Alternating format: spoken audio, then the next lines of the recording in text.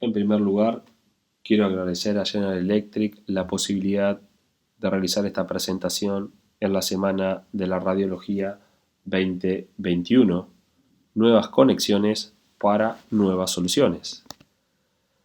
Mi presentación tiene como título Resonancia magnética cardíaca, la guerra contrarreloj, desafiando al General Electric. No tengo conflictos de interés. Solo soy un médico apasionado por las imágenes cardiovasculares y esto me ha permitido poder estar trabajando hoy en día en casi todo el interior de nuestro país, recorriendo diferentes centros, realizando esto que tanto me apasiona. En toda presentación siempre me gusta hacer una serie de preguntas en cuanto a indicación clínica, pronóstico y frente a la sospecha diagnóstica, y sería a quién, por qué y para qué de la resonancia magnética cardíaca.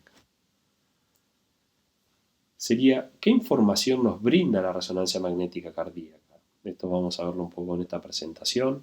Si también podemos nosotros subclasificar a los diferentes pacientes según las miocardiopatías, los diferentes tipos de miocardiopatías. ¿Qué interrogante por sobre los demás métodos de imágenes convencionales, como puede ser una placa de tórax o el ecocardiograma mismo? ¿Qué nos puede resolver la resonancia magnética cardíaca por encima de estos métodos? Si nos brinda alguna otra información pronóstica en esta población de pacientes, o sea, haciendo la resonancia, ¿vamos a cambiar el pronóstico de nuestros pacientes? Y vamos a ir mostrando algunas de las secuencias y de las perspectivas futuras de la resonancia magnética cardíaca. Todos bien sabemos y conocemos que mediante la resonancia magnética cardíaca nosotros podemos valorar función, es el método gold estándar para cuantificar volúmenes, diámetros y cuantificar fracción de eyección. Podemos realizar secuencias para valorar la presencia de inflamación miocárdica, o sea, presencia de edema. En un primer momento utilizábamos la secuencia fase espineco ponderada en T2 o secuencias denominadas hoy en día secuencia de mapeo T2. Podemos realizar perfusión y estrés. Sabemos que es la llave maestra para la realización de caracterización tisular, o sea, valorar fibrosis, inflamación, depósito de hierro, infiltración fibra adiposa y enfermedades por depósito. Podemos valorar en el contexto de un infarto agudo miocardio por revascularización la presencia o no de obstrucción microvascular. Podemos valorar si hay presencia mediante la secuencia T2 estrella o T2 start, la presencia de hematoma intramiocárdico. Con estas nuevas secuencias de mapeo valorar fibrosis intersticial, ya sea pre como post contraste, y valorar la presencia de realce tardío en las secuencias de late enhancement para valorar necrosis o fibrosis miocárdica. Realmente lo que uno intenta buscar es un equilibrio en esta guerra contrarreloj para tratar de optimizar nuestros estudios en cuanto a tiempo de adquisición, calidad e información. Justamente en esta guerra contrarreloj, como yo le llamo, necesitamos de una táctica y una estrategia para realizar un escaneo realmente eficiente, que permita, por ejemplo, remover aquellas secuencias o slides o número de cortes innecesarios dentro del protocolo, que nos permita cortar justamente los tiempos de adquisición y que podamos, junto con el licenciado que está adquiriendo el estudio, poder supervisar y realizar un estudio de alta calidad diagnóstica. Todos conocemos que mediante nuestros equipos General Electric podemos realizar diferentes secuencias en los estudios cardiológicos. Está en nosotros justamente tratar de optimizar este tipo de secuencias, conociendo muy bien sus parámetros técnicos y físicos para poder realizar estudios los más cortos posibles con el mayor diagnóstico y la mayor certeza diagnóstica posible. Es así que nosotros realizamos estos protocolos de estudios en pacientes adultos con contrastes utilizando prácticamente todas las secuencias que hablamos, secuencias fiesta, secuencias de mapeo T1 y T2, secuencia de perfusión, secuencia de realce tardío, en 35 minutos aproximadamente todas las secuencias. Podemos realizar secuencias, justamente secuencias fiesta, secuencia de perfusión y secuencia de realce tardío en tan solo 20 minutos.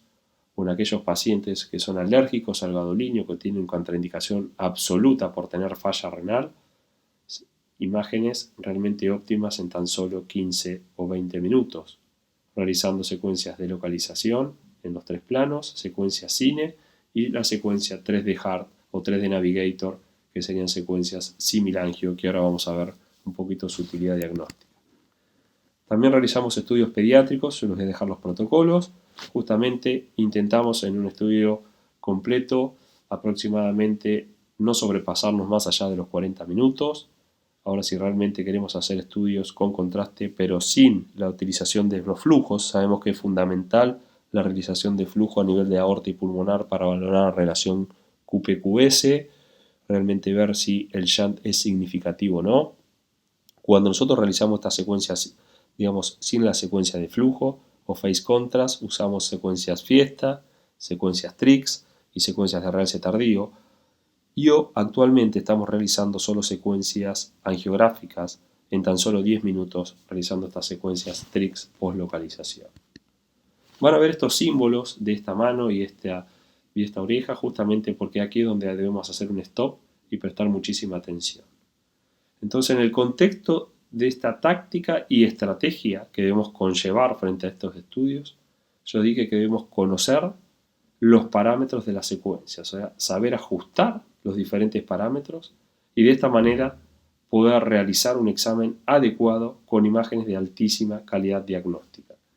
Y esto justamente ocurre siempre y cuando manejemos estas 4 variables de una manera muy correcta, como es resolución espacial, grosor de corte, resolución temporal, tiempo de adquisición, relación señal-ruido y tiempos de adquisición. Considero que justamente en esta interrelación de estas 4 variables es donde tenemos que prestar atención y brindar nuestra táctica y estrategia frente a los diagnósticos más certeros.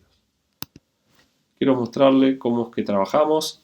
En la mayoría de los centros donde trabajo tenemos equipos con monitor multiparamétrico donde obtenemos justamente capnografía, oximetría, tensión arterial, valoración de tensión arterial no invasiva y señal de electrocardiograma. Tenemos una mesa de anestesia compatible con MRI, o sea, el respirador es MRI compatible. Trabajamos con bobinas flexibles multiparamétricas, observen ustedes, en neonatos o en niños pediátricos. Usamos esta bobina que es muy flex y muy interesante. Realmente obtenemos señales muy interesantes. Entonces, empezando un poquitito a mostrarles algunas de nuestras casuísticas, y esto es un estudio angiográfico con contraste en un neonato de 3 días. Y observen ustedes la gran resolución y la espectacular resolución temporoespacial de esta imagen, en donde observamos que las 4 venas pulmonares, en vez de drenar en la aurícula izquierda, drenan a través de un colector en las suprahepáticas, de allí en vena cava inferior y de allí aurícula derecha. Pero lo llamativo es que es un colector infradiafragmático y que el colector a nivel distal está estenosado.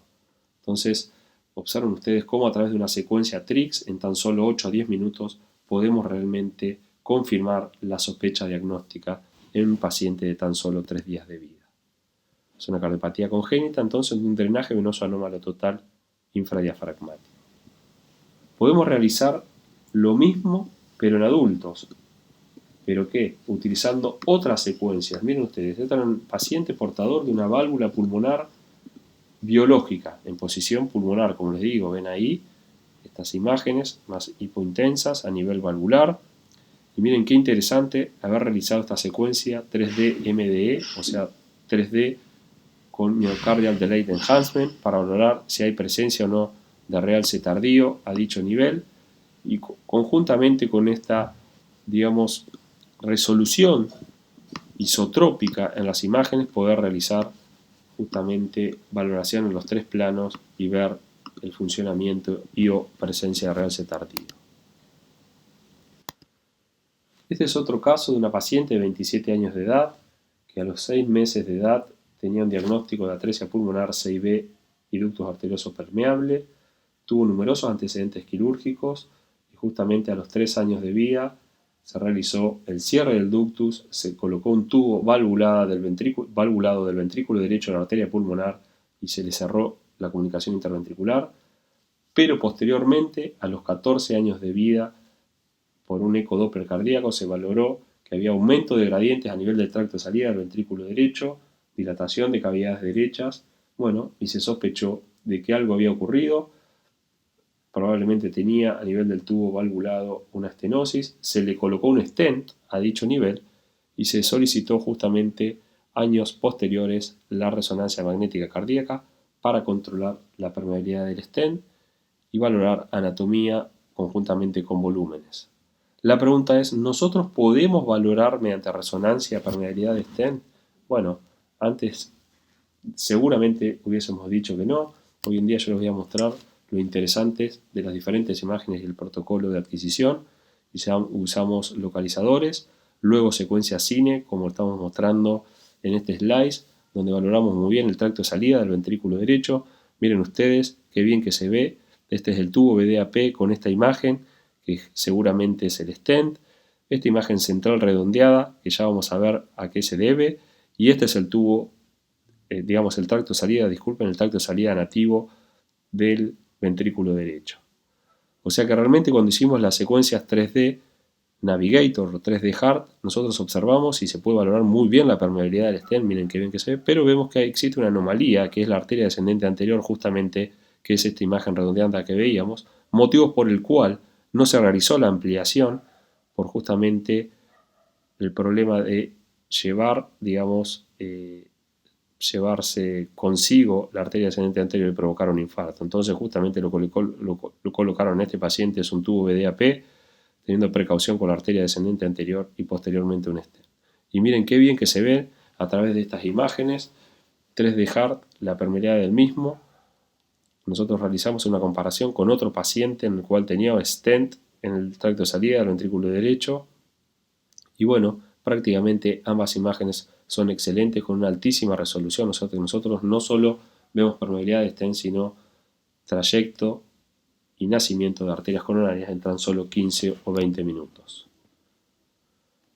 Nos permitió también, a través de software especiales, hacer reconstrucciones en los diferentes planos y ver la permeabilidad y los diámetros del stent a nivel proximal, medio y distal, y realizar, como ven estas imágenes de abajo, como son las imágenes en TRIX y la reconstrucción en volumen rendering de la secuencia 3D Heart. Prácticamente con una resolución temporoespacial excelente, símil secuencias angiotomográficas. Nosotros sabemos que la resonancia tiene una gran utilidad en las cardiopatías congénitas y más aún en la tetralogía de Fallot. ¿Por qué? Porque la tetralogía de Fallot, los pacientes a los cuales se le amplía el tracto de salida del ventrículo derecho quedan con insuficiencia pulmonar y eso genera dilatación de cavidades, a la larga fibrosis y a la larga taquicardia y puede llevar a la muerte súbita. Y ya existen parámetros por resonancias para decir cuál es el momento para el reemplazo valvular, ya sea percutáneo o quirúrgico. Entonces, la pregunta sería, ¿qué aporta la resonancia al intervencionista a la hora del reemplazo valvular percutáneo?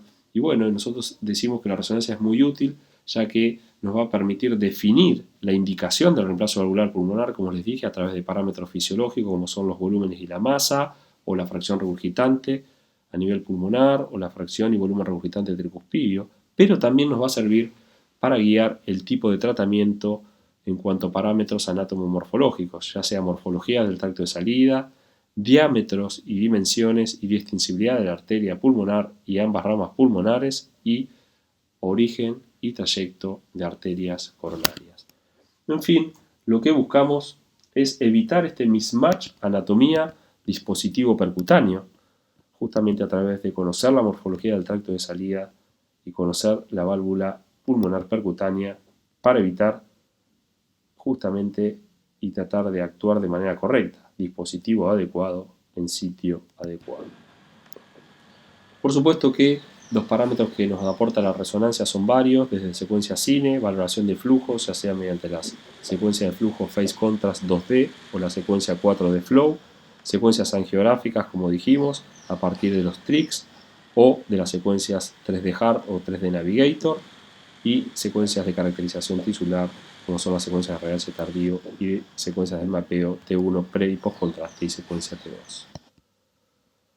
En cuanto a morfología del tracto de salida del ventrículo derecho, observen qué interesante cómo nosotros en 15 minutos pudimos realizar localizadores, secuencia fiesta y el 3D Hard Navigator y obtener, como os voy a mostrar en este slide, cuantificar el área valvular pulmonar, los diámetros mayores y menores, diámetros del tronco de arteria pulmonar y cómo a partir de estas imágenes con justamente voxeles muy isotrópicos poder reformatear símil tomografía estas estructuras vasculares. O sea que realmente la resonancia nos aporta muchísimo a través de estas secuencias con pacientes portadores de cardiopatías congénitas. Entonces, más aún, lo más interesante de esto es justamente que así como el águila calva necesita una visión 3D para capturar a su presa, soy de la idea que el hemodinamista o intervencionista va a requerir también de conocimientos y de una visión tridimensional para tratar a las cardiopatías congénitas. ¿Qué quiero decir con esto? Es que nosotros debemos sentarnos con los hemodinamistas, realizar reconstrucciones tridimensionales, justamente ¿para qué? Para que él mentalmente y de manera real realice una fusión y una integración entre nuestra imagen y las imágenes de angiografía. O sea, la idea es llevar estas imágenes angiográficas por hemodinamia, que son imágenes en 2D, a esta fusión mental de estas 3 dimensiones realizadas por nosotros mediante las reconstrucciones en volumen rendering para justamente optimizar la terapéutica, como en este caso el reemplazo valvular percutáneo o la ampliación en aquellos casos donde existen, por ejemplo, estenosis de ramas pulmonares. Esa es la finalidad y bueno, para eso nosotros debemos justamente interrelacionarnos con los hemodinamistas. Esto es un caso de una niña de 25 años con una disnea clase funcional prácticamente progresiva, ya en clase funcional 3, que refería a palpitaciones de meses de evolución y tenía un soplo sistodiastólico. Se le hizo el ecocardiograma, en el eco veían una imagen con un flujo sistodiastólico a nivel de los senos de Valsalva y miren ustedes, impresionaba ver una ruptura de uno de los senos a la aurícula derecha. Se realizó la resonancia, se valoraron los volúmenes y el hemodinamista solicitó realizar también una angiotomografía donde también constatamos la ruptura de este seno hacia la aurícula derecha. Miren las imágenes, fue un estudio retrospectivo por tomografía también y donde podemos valorar justamente y visualizar este defecto y fue una fístula de la raíz de aorta, más precisamente del seno coronario derecho a la aurícula derecha. Nosotros a través de estas imágenes pudimos reformatear y poder dar justamente dimensiones, áreas específicas y justas al hemodinamista, distancia, por ejemplo, desde el ostium de la arteria coronaria derecha a la fístula para que él posteriormente realice el tratamiento definitivo mediante una terapéutica endovascular, como fue en este caso, con la colocación de este plaque tipo 2 de 3 cuerpos justamente en el sitio de la fístula, evitando que la paciente vaya, por ejemplo, a cirugía. Y bueno, estas son las imágenes, miren qué bien que quedaron estos vascular plaque, fueron 3, muy bien posicionados y prácticamente sin defecto residual a la hora del control.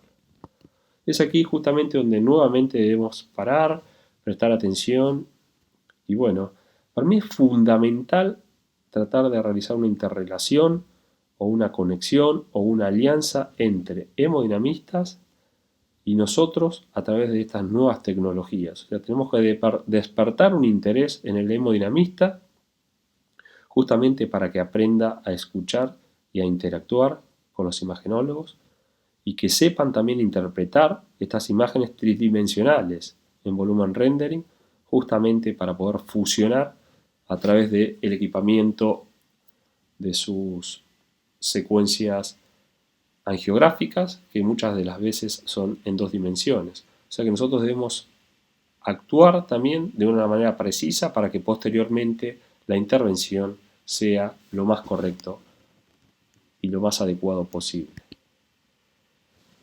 Este es otro caso muy interesante, en un paciente con una transposición de grandes arterias, al cual se le hizo una técnica denominada KDS, se le colocó un tubo de DAP, el cual posteriormente quedó estenótico, y miren ustedes cómo nosotros en una secuencia TRIX y con una secuencia 3D Navigator, en 20 minutos pudimos llegar a la resolución del caso, observando que tenía la arteria subclavia derecha aberrante, que tenía un origen común de la arteria coronaria derecha y la descendente anterior a través del seno derecho, que tenía un trayecto de la arteria descendente anterior entre la pulmonar y el tubo que se le colocó del BD, el cual era estenótico, y que había un origen anómalo e independiente de la arteria cingulfleja. Observen ustedes todas las anomalías vasculares que pudimos interpretar a través de la secuencia 3D Navigator, que es una secuencia que utilizamos a través de un tracker, como estamos mostrando en el slice de abajo a la izquierda, justamente utilizando un slab o 3, depende de lo que querramos ver, la ventana de exploración,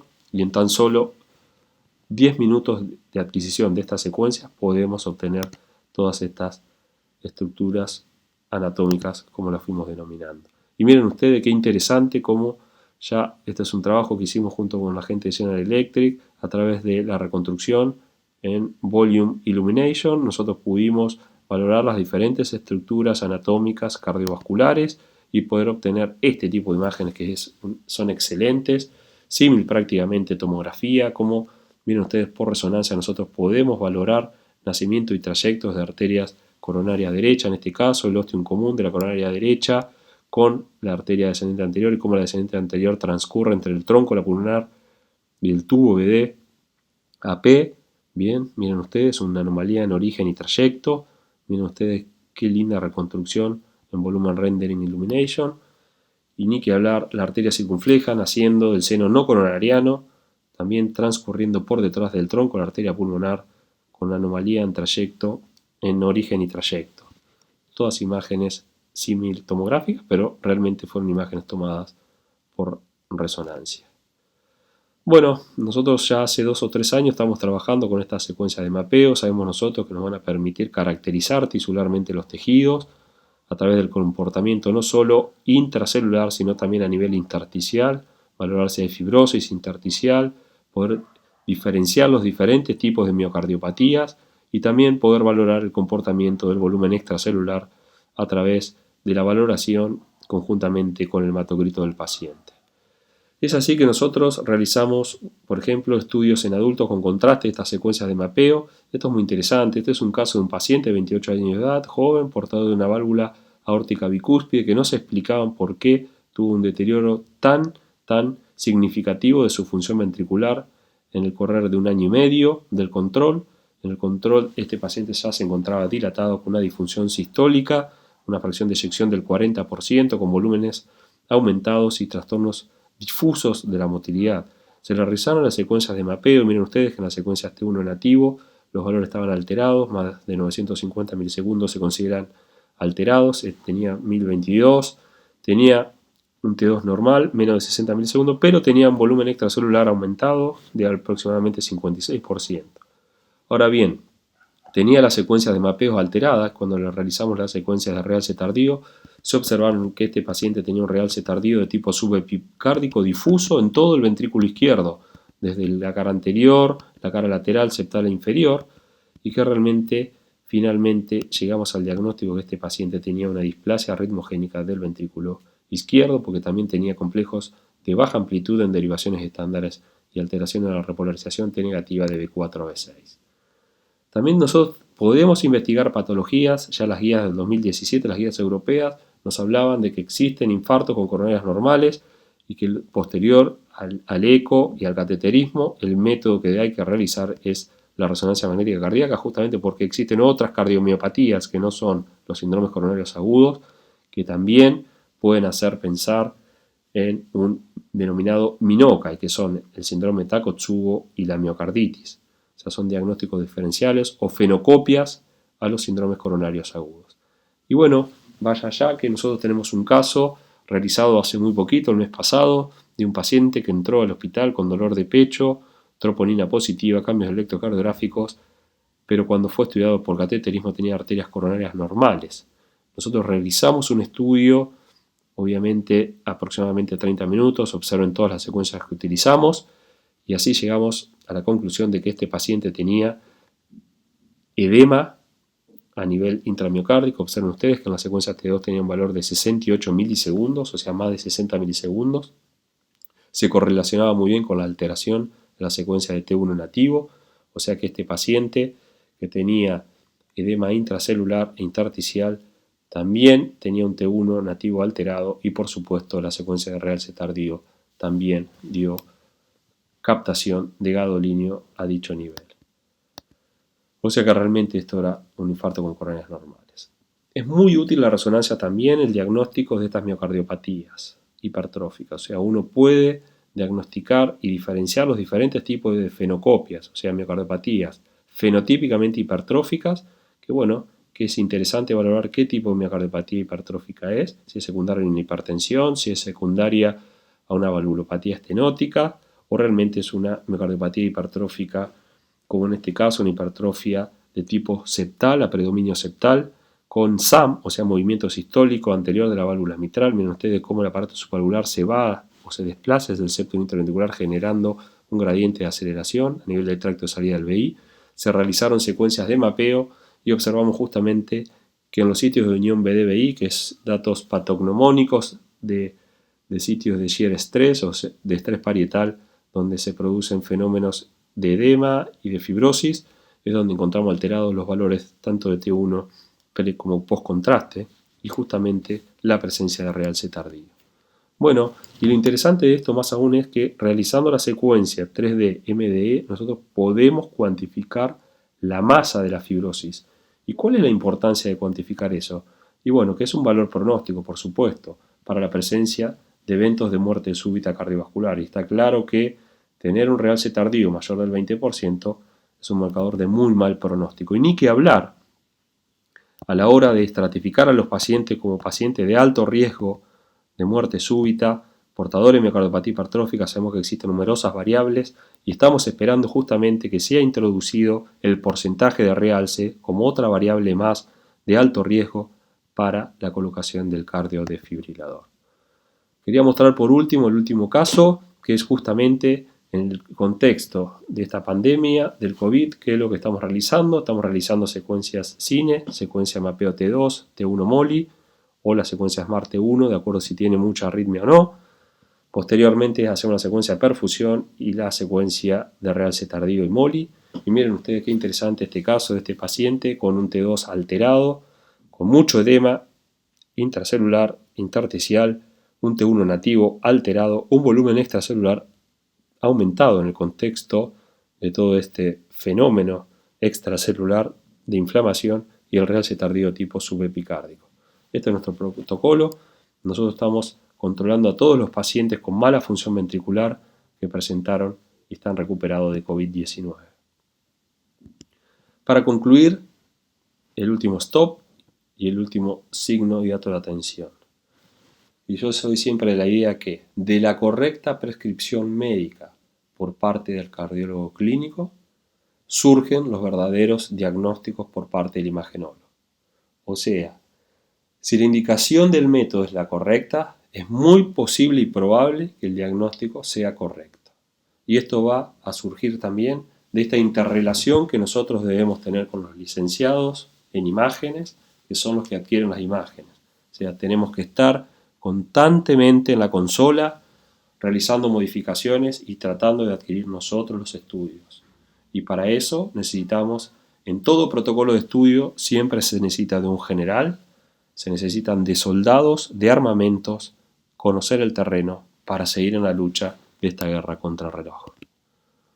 O sea que, utilizando una táctica específica o una estrategia específica y con todo este arsenal de armamento, como son todas las secuencias que utilizamos y fuimos describiendo en la guerra contra el reloj, seguramente no me caben dudas que vamos a vencer al general Electre. Muchas gracias y quedo abierto a las preguntas.